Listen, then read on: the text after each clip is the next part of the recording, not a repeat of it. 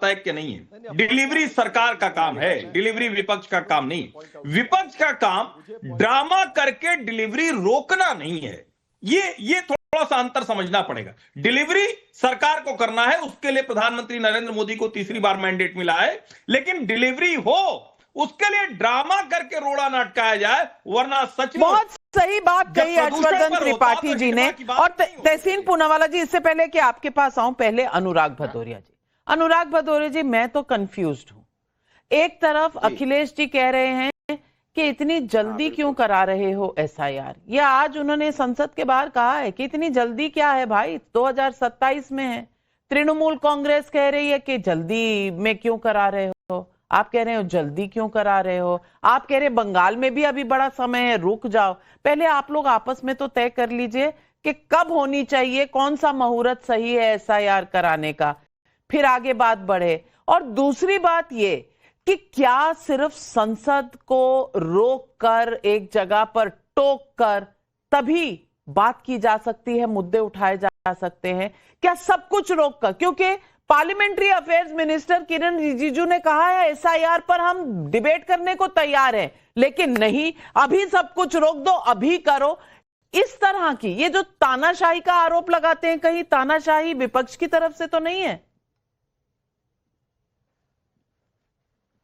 नाविका जी, एक आंसू भी हुकूमत के लिए खतरा है। तुमने देखा नहीं यहां पे आंखों का समुंदर होना? 25-25 बीएलओ की मौत हो जाए, कोई आत्महत्या कर ले, किसी के हादसे के साथ हो जाए, कहीं दुर्घटना से मौत हो जाए, परिवार बिलख रहा है, बच्चे अनाथ हो रहे हैं, बहन का सिंदूर जल रहा है, मां का बेटा चला जा रहा है, और किस तरह से वीडियो आ रहे हैं सुसाइड करने के पहले रो के एक बीएलओ अपनी बात कह रहा है मुरादाबाद का, तो इस पे चर्चा नहीं होनी चाहिए। ये तो सबसे पहले चर्चा का विषय है, क्योंकि हम सत्ता पक्ष के जो लोग वो विपक्ष में, उनकी ज्यादा जिम्मेदारी होती है, पहले अगर कोई मौत हो रही हो तो उस पर चर्चा कर लें। और आप इसको अगर ड्रामा कहते हो तो और चिंता की बात है।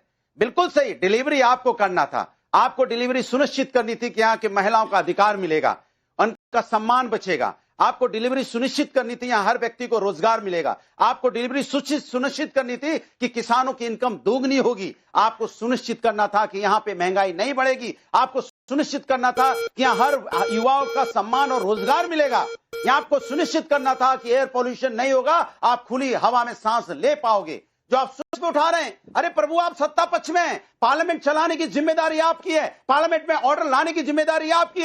जितना चिंता आपको कुत्ते पे हो रही है ना, उतनी चिंता अगर आपने बीएलओ की मौत की कर ली होती और सत्ता पक्ष कह रहा होता एसआईआर पे चर्चा कराएंगे हम, और पहले दिन चर्चा होगी, ये तो आपको ही बोलना चाहिए था। आपको बहुमत मिला है भाई, सत्ता में आपको बैठाया जनता ने, आपको जनता की चिंता करके, बहनों की चिंता करके, मां की चिंता करके, बेटों की चिंता करके आपको कहना चाहिए था मैं चर्चा कराऊंगा पहले दिन। कौन होता है विपक्ष टोकने वाला? आपको चर्चा करानी चाहिए थी, लेकिन आपको उनका दर्द ही नहीं है। आप राजनीति खोज रहे हैं, उसमें कुत्ता आपने सवाल उठाया, लेकिन सुधांशु जी जवाब दें उससे पहले बस इतना कह दूं कि महिला आरक्षण बिल को फाड़ने वाले आज महिलाओं की चिंता कर रहे हैं।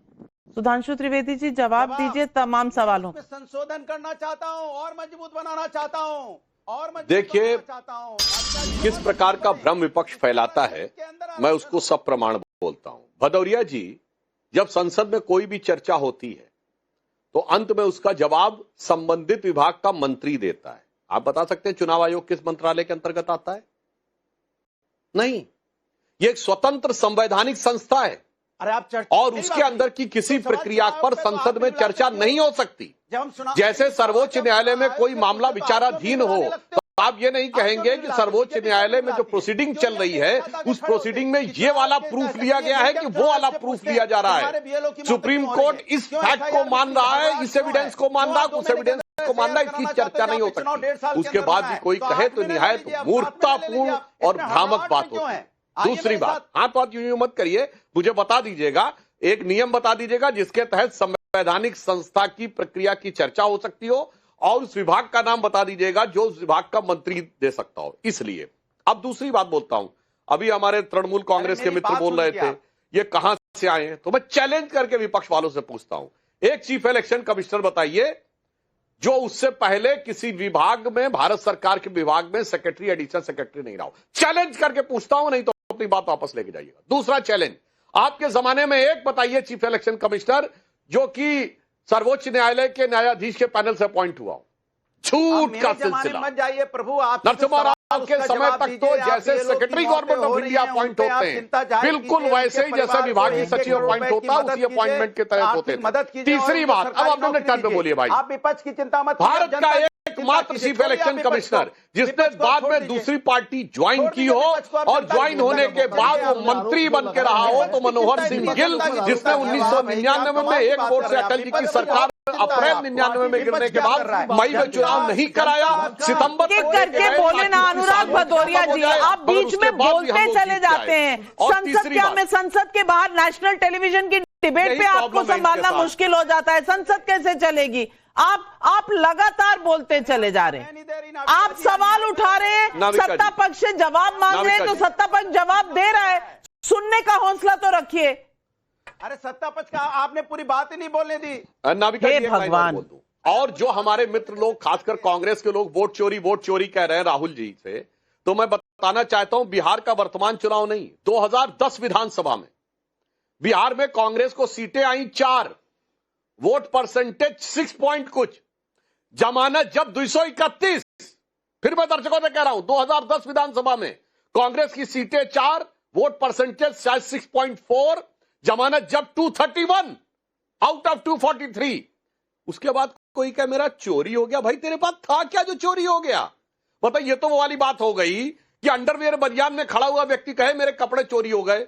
अब तू पहन के आया क्या था? तेरे पास अंडरवियर बनियान के अलावा था क्या जो कह रहा चोरी हो गया? तो कांग्रेस बता तो दे कि 231 सीटों पे 15 साल पहले जमानत जब्त कराने वाली, 4 सीटें लेकर 6 पॉइंट कुछ % वोट पाने वाली, ये उस जमाने का वोट कौन ले गया था भाई? तब तो आप ही की सरकार थी और चुनाव आयोग भी आप जवाब देंगे। तहसीन पूनावाला स्वयं पुरोहित जी आ रही हूं, लेकिन जनता के सवाल पुष्पक जोशी इंदौर MP से पूछ रहे हैं। कांग्रेस वाले ये बताएं कि उन्होंने कौन सी बूटी देश को खिलाई थी कि 50 साल तक सत्ता में कुंडली मारकर बैठे रहे? ये जनता पूछ रही है। और इमरान मसूद के सवाल पर संजय मिश्रा भदोही उत्तर प्रदेश से पूछ रहे हैं, विपक्ष जनता के मुद्दे के बदले संसद में ड्रामा करती है, क्या यही वजह तो नहीं कि बदले में चुनाव में उनके लिए बस हार की डिलीवरी हो जाती है? अब जवाब दे तहसीन जी। नाविका जी, मैं SIR के मुद्दे पे, क्योंकि आदरणीय सुधांशु जी ने कहा कि ये एक मुद्दा की चर्चा आज BAC में हुई थी। 327 आर्टिकल 327 बहुत क्लियरली कहता है कि इलेक्शन कमीशन के जो इलेक्टोरल रोल्स के मुद्दे, उस पर सिर्फ और सिर्फ पार्लियामेंट का जुरिडिक्शन होता है, और ये इलेक्टोरल रोल्स का मुद्दा है। नाविका जी, मैं 30 सेकंड और लेकर अपनी बात को समाप्त कर देता हूं।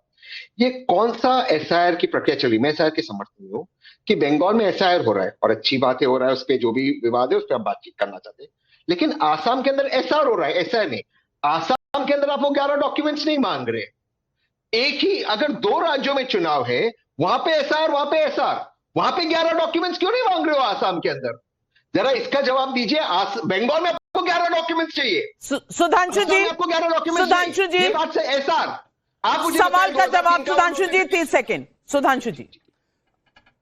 बिल्कुल तहसीन भाई, आप जैसे पढ़े लिखे और प्रबुद्ध प्रवक्ता से मैं ये उम्मीद नहीं करता था जी। असम एकॉर्ड के बाद से, 1983 के IMDT एक्ट के बाद से असम बिल्कुल एक अलग कैटेगरी में फॉल करता है।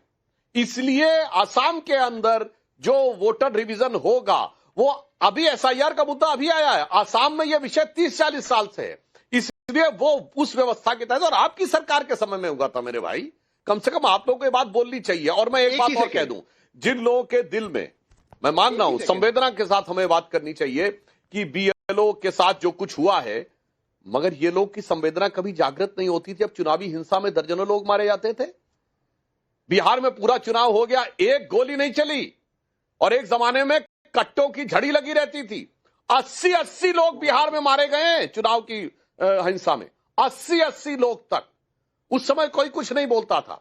मतपेटियां लूट ली जाती थी, बूथ कैप्चर होता था, गोलियां चलती थी, लोग घायल होते थे, मारे जाते थे। और जब से सब कुछ बंद हो गया है, तब से आपकी सरकार आनी बंद हो गई है। जब से चुनावी प्रक्रिया कंट्रोवर्सी हुई। मैं फिर कहना चाहता स्वयं पुरोहित जी, इसका जवाब आपको देना चाहिए, क्योंकि बंगाल में तो पंचायत चुनाव में भी गोलियां चलती हैं, वहां पर लोगों की जानें जाती हैं, पंचायत चुनाव में लोग पर्चे नहीं भर पाते। ये तो बंगाल में सारे सरेआम सामने आया है लोगों के। सवाल का जवाब मैं आपके सवाल का जी नविका जी, मैं आपके सवाल के जवाब के पहले मैं सुधांशु जी ने जो कहा कि 1947 से लेकर आज तक कोई भी इलेक्शन कमिश्नर कोई न कोई जगह पद पर रहा है, मैं उनकी बात को स्वीकार करता हूं, मगर बेटी और दामाद की बढ़िया मलाईदार पोस्ट के लिए ज्ञानेश कुमार जी तो मजबूर है। उनको मलाईदार पोस्ट कहां मिली है? नोएडा में 24 तारीख को मिली है, और एक उनके नहीं, ये मलाईदार पोस्ट क्या होती है? स्वयं पुरोहित जी, मलाईदार पोस्ट क्या होती है?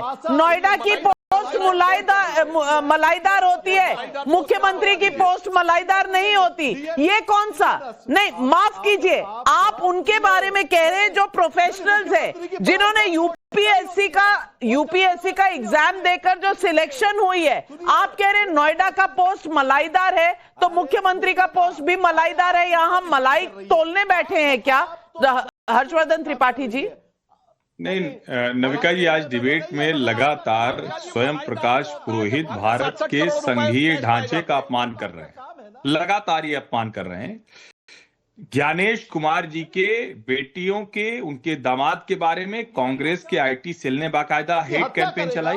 स्वयं प्रकाश पुरोहित अब उसी काम को आगे बढ़ा रहे हैं। क्या वो लोग किसी ऐसी कृपा पर बने हैं?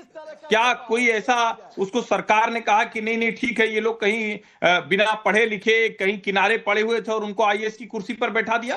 कम से कम बोलते हुए थोड़ा ख्याल रखना चाहिए। जनता आप लोगों को सुनती है और इसीलिए लगातार आपके ऊपर भरोसा कम हो रहा है। आप लोग किसी भी तरह के कुतर्क पर, क्योंकि आज के समय में किसी भी घटना की जानकारी 30 सेकंड में सामने आ जाती। आप ये कह रहे हैं कि आईएएस को कोई डीएम की पोस्टिंग क्यों मिल गई? आप ये कह रहे हैं कि आईपीएस को किसी जगह पर पुलिस का कप्तान क्यों बना दिया गया? आप ये कह रहे हैं कोई आईआरएस है तो उसको इनकम टैक्स का कमिश्नर क्यों बना दिया गया? थोड़ा तो अरे भाई, सब एग्जाम कर देकर आए हैं, कहीं ना कहीं उनकी पोस्टिंग होगी। ये आप थोड़ी तय करेंगे बैठकर, मलाईदार पोस्ट में बैठे। ये किस तरह की भाषा है? Swayam Purohit ji, I strongly object to this conversation. सवाल कुछ जनता के और है। अनुराग भदौरिया, आप सुनिए सवालों को, क्योंकि यूपी के सवाल है।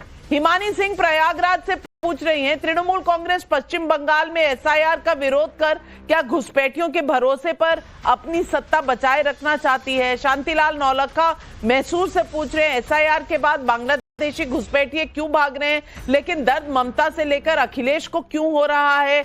खुशहाल गुप्ता फरीदाबाद हरियाणा से पूछ रहे हैं, ये फैक्ट है कि संसद चलाना सरकार की जिम्मेदारी है, लेकिन विपक्ष का काम आखिर है क्या? सवालों के जवाब देखिए हाँ, जवाब दे रहा हूं। देखिए, अभी सुधांशु जी ने बोला कि भाई एक भी गोली चली क्या? अरे गोली चलाने वाले सबको तो आप माफियाओं को टिकट दे दिया। अनंत सिंह तो वहां पे माफिया लड़ रहे थे और उनपे हत्या का आरोप लगा, जेल चले गए, जेल से जीत भी गए। गोली चली क्या? जिससे सिवान में चुनाव के दौरान गला रेत की हत्या हो गई एएसआई की, गोली चली क्या? तो आपके यहां तो भैया चुनाव में ही गोली हत्या हो जा रही है।